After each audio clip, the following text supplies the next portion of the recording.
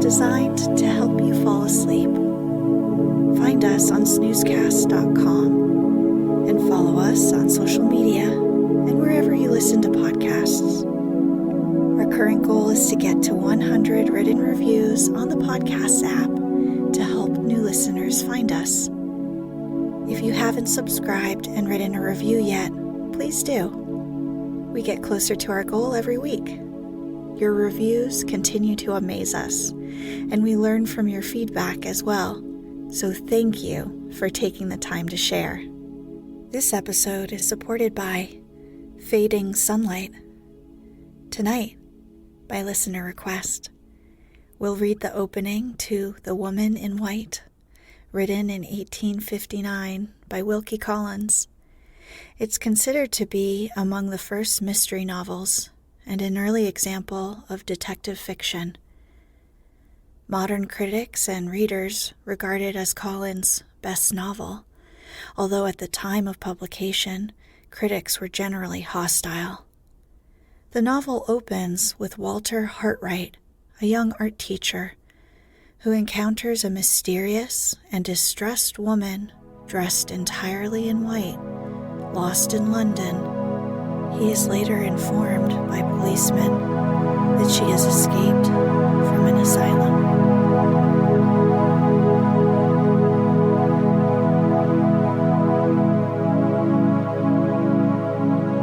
Let's get cozy. Close your eyes. Relax your body into the softness of your bed.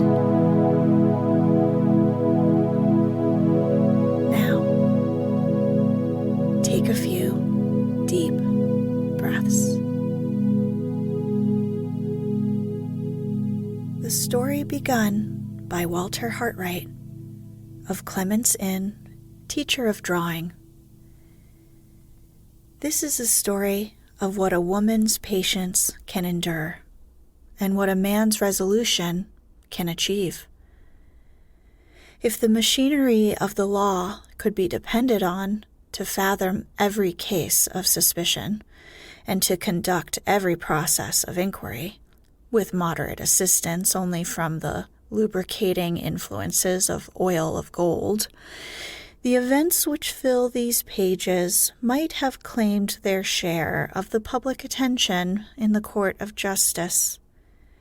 But the law is still, in certain inevitable cases, the pre-engaged servant of the long purse, and the story is left to be told for the first time in this place. As the judge might once have heard it, so the reader shall now hear it. No circumstance of importance, from the beginning to the end of the disclosure, shall be related on hearsay evidence. When the writer of these introductory lines, Walter Hartright by name, happens to be more closely connected than others with the incidents to be recorded, he will describe them in his own person. When his experience fails, he will retire from the position of narrator, and his task will be continued from the point at which he has left it off, by other persons who can speak to the circumstances under notice from their own knowledge, just as clearly and positively as he has spoken before them. Thus, the story here presented will be told by more than one pen, as the story of an offense against the laws is told in court by more than one witness, with the same object in both cases. to present the truth always in its most direct and most intelligible aspect, and to trace the course of one complete series of events by making the persons who have been most closely connected with them at each successive stage relate their own experience word for word. Let Walter Hartright, teacher of drawing, age 28 years, be heard first. 2. It was the last day of July. The long, hot summer was drawing to a close, and we, the weary pilgrims of the London pavement, were beginning to think of the cloud shadows on the cornfields and the autumn breezes on the seashore.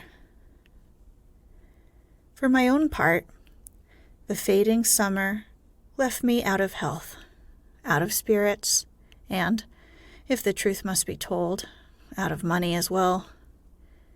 During the past year, I had not managed my professional resources as carefully as usual, and my extravagance now limited me to the prospect of spending the autumn economically between my mother's cottage at Hampstead and my own chambers in town. The evening, I remember, was still and cloudy. The London air was at its heaviest. The distant hum of the street traffic was at its faintest. The small pulse of the life within me and the great heart of the city around me seemed to be sinking in unison, languidly and more languidly, with the sinking sun. I roused myself from the book which I was dreaming over rather than reading, and left my chambers to meet the cool night air in the suburbs. It was one of the 2 evenings in every week which I was accustomed to spend with my mother and my sister. So I turned my steps northward in the direction of Hampstead.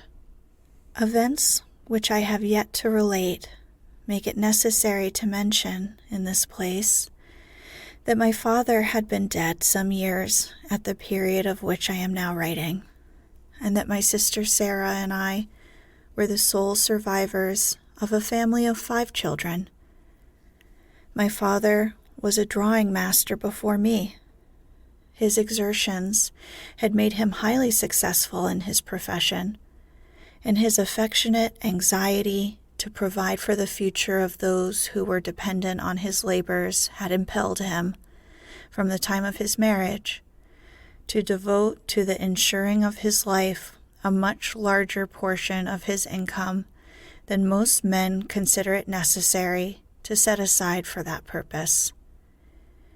Thanks to his admirable prudence and self-denial, my mother and sister were left, after his death, as independent of the world as they had been during his lifetime. I succeeded to his connection and had every reason to feel grateful for the prospect that awaited me at my starting in life. The quiet twilight was still trembling on the topmost ridges of the heath, and the view of London below me had sunk into a black gulf in the shadow of the cloudy night, when I stood before the gate of my mother's cottage. I had hardly rung the bell before the house door was opened violently. My worthy Italian friend, Professor Pesca, appeared in the servant's place and darted out joyously to receive me, with a shrill foreign parody on an English cheer. On his own account, and I must be allowed to add, on mine also, the professor merits the honor of a formal introduction. Accident has made him the starting point of the strange family story which it is the purpose of these pages to unfold. I had first become acquainted with my Italian friend by meeting him at certain great houses where he taught his own language and I taught drawing.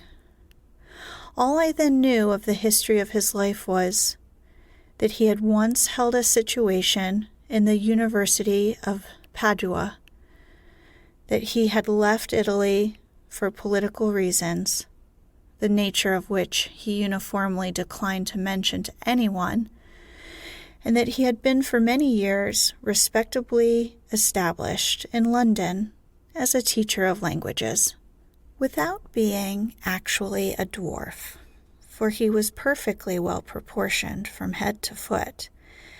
Pesca was, I think, the smallest human being I ever saw out of a showroom. Remarkable anywhere by his personal appearance, he was still further distinguished among the rank and file of mankind by the harmless eccentricity of his character. The ruling idea of his life appeared to be that he was bound to show his gratitude to the country which had afforded him an asylum and a means of subsistence by doing his utmost to turn himself into an Englishman.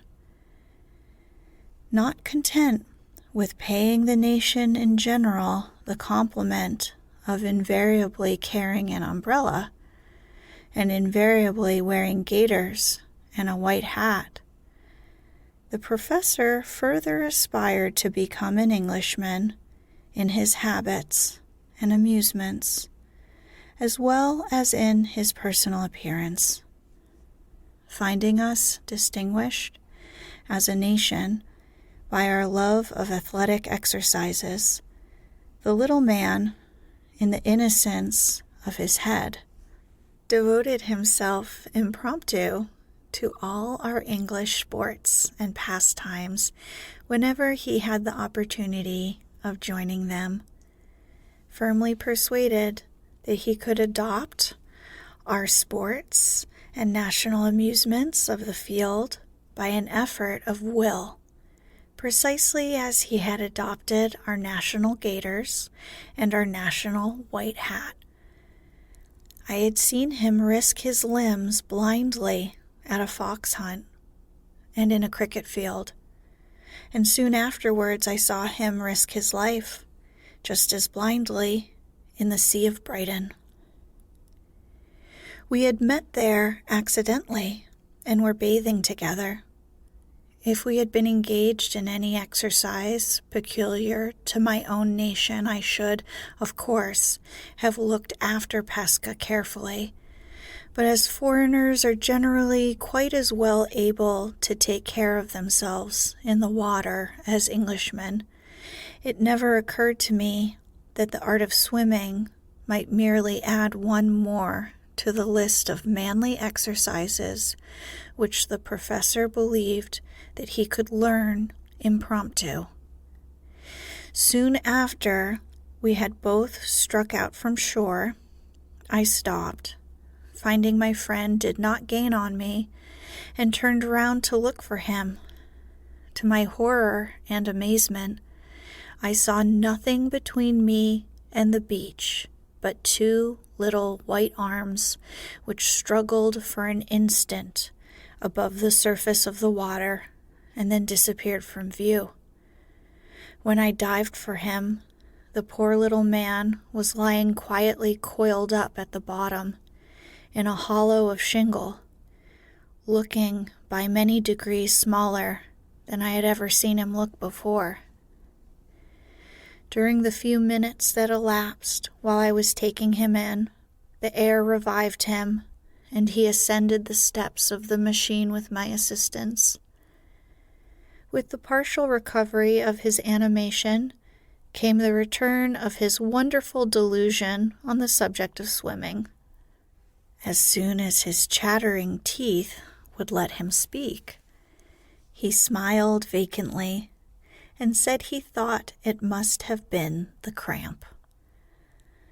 When he had thoroughly recovered himself and had joined me on the beach, his warm southern nature broke through all artificial English restraints in a moment. He overwhelmed me with the wildest expressions of affection, exclaimed passionately, in his exaggerated Italian way, that he would hold his life henceforth at my disposal, and declared that he should never be happy again until he had found an opportunity of proving his gratitude by rendering me some service which I might remember, on my side, to the end of my days. I did my best to stop the torrent of his tears and protestations by persisting in treating the whole adventure as a good subject for a joke, and succeeded at last, as I imagined, in lessening Pesca's overwhelming sense of obligation to me. Little did I think then, little did I think afterwards, when our pleasant holiday had drawn to an end, that the opportunity of serving me, for which my grateful companion so ardently longed, was soon to come, and that he was eagerly to seize it on the instant, and that by doing so he was to turn the whole current of my existence into a new channel, and to alter me to myself almost past recognition. Yet so it was. If I had not dived for Professor Pesca when he lay under water on his shingle bed, I should in all human probability never have been connected with the story which these pages will relate. I should never, perhaps, have heard even the name of the woman who has lived in all my thoughts, who has possessed herself of all my energies, who has become the one guiding influence that now directs the purpose of my life. 3.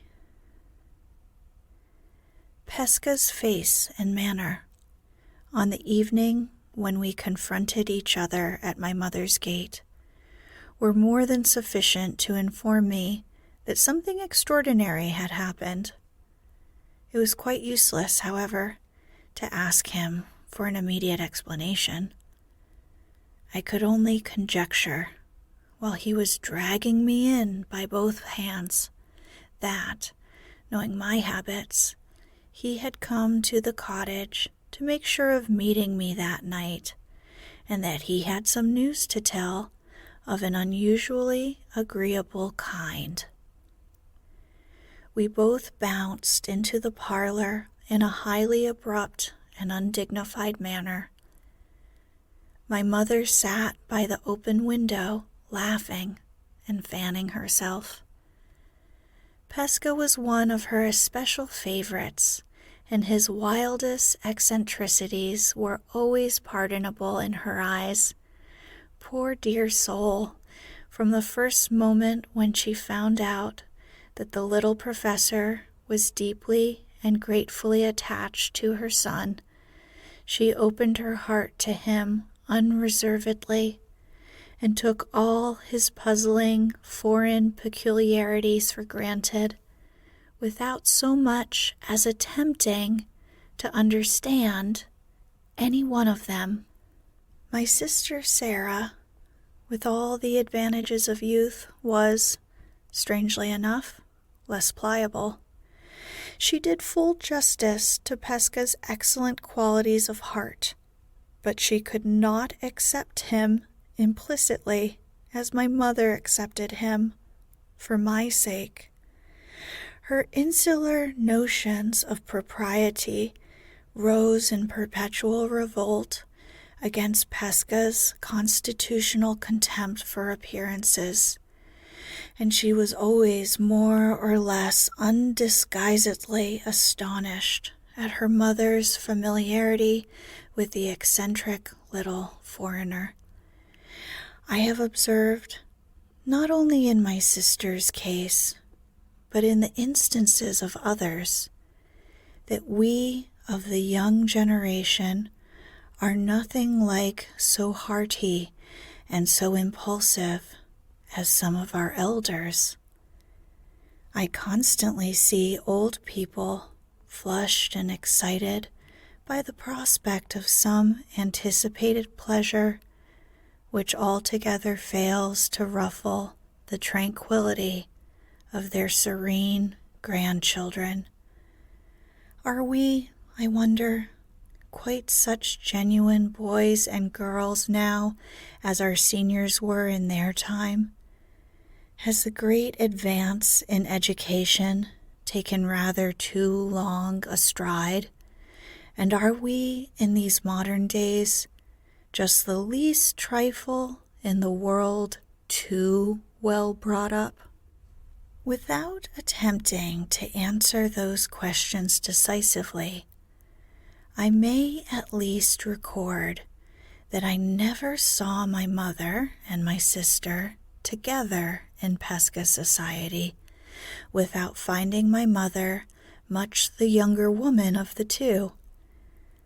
On this occasion, for example, while the old lady was laughing heartily over the boyish manner in which we tumbled into the parlor, Sarah was perturbedly picking up the broken pieces of a teacup, which the professor had knocked off the table in his precipitate advance to meet me at the door. "I don't know what would have happened, Walter," said my mother, "if you had delayed much longer. Pesca has been half mad with impatience, and I've been half mad with curiosity. The professor has brought some wonderful news with him, in which he says you are concerned, and he has cruelly refused to give us the smallest hint of it till his friend Walter appeared." "Very provoking. It spoils the set," murmured Sarah to herself, mournfully absorbed over the ruins of the broken cup. While these words were being spoken, Pesca, happily and fussily unconscious of the irreparable wrong which the crockery had suffered at his hands, was dragging a large armchair to the opposite end of the room, so as to command us all three in the character of a public speaker addressing an audience. Having turned the chair with its back towards us, he jumped into it on his knees and excitedly addressed his small congregation of three from an impromptu pulpit. "Now, my good dears," began Pesca, who always said "good dears" when he meant worthy friends, "listen to me. The time has come. I recite my good news. I speak at last." "Hear, hear," said my mother, humoring the joke. "The next thing he will break, Mamma," whispered Sarah, "will be the back of the best armchair. I go back into my life, and I address myself to the noblest of created beings," continued Pesca, vehemently apostrophizing my unworthy self over the top rail of the chair, "who found me dead at the bottom of the sea through cramp, and who pulled me up to the top. And what did I say when I got into my own life and my own clothes again? Much more than was at all necessary," I answered as doggedly as possible, for the least encouragement in connection with this subject invariably let loose the professor's emotions in a flood of tears. "I said," persisted Pesca, "that my life belonged to my dear friend Walter for the rest of my days, and so it does. I said that I should never be happy again till I had found the opportunity of doing a good something for Walter. And I have never been contented with myself till this most blessed day. Now, cried the enthusiastic little man at the top of his voice, the overflowing happiness bursts out of me at every pore of my skin like a perspiration, for on my faith and soul and honor, the something is done at last, and the only word to say now is, right, all right. It may be necessary to explain here that Pesca prided himself on being a perfect Englishman in his language, as well as in his dress, manners, and amusements. Having picked up a few of our more familiar colloquial expressions, he scattered them about over his conversation whenever they happened to occur to him, turning them, in his high relish for their sound and his general ignorance of their sense, into compound words and repetitions of his own, and always running them into each other as if they consisted of one long syllable. Among the fine London houses where I teach the language of my country, said the professor, rushing into his long-deferred explanation without another word of preface, there is one mighty fine in the big place called Portland. You all know where that is? Yes, of course. The fine house, my good dears, has got inside it a fine family, a mamma, fair and fat, 3 young misses, fair and fat, 2 young misters, fair and fat, and a papa, the fairest and the fattest of all, who is a mighty merchant, up to his eyes in gold, a fine man once, but seeing that he's got a naked head and 2 chins, fine no longer at the present time. Now mind, I teach the sublime Dante to the young misses, and my soul, bless my soul, it is not in human language to say how the sublime Dante puzzles the pretty heads of all 3. No matter, all in good time, and the more lessons, the better for me. Now mind, imagine to yourselves that I am teaching the young misses today, as usual. We are all 4 of us down together in the hell of Dante at the 7th circle, but no matter for that. All the circles are alike to the 3 young misses, fair and fat, at the 7th circle.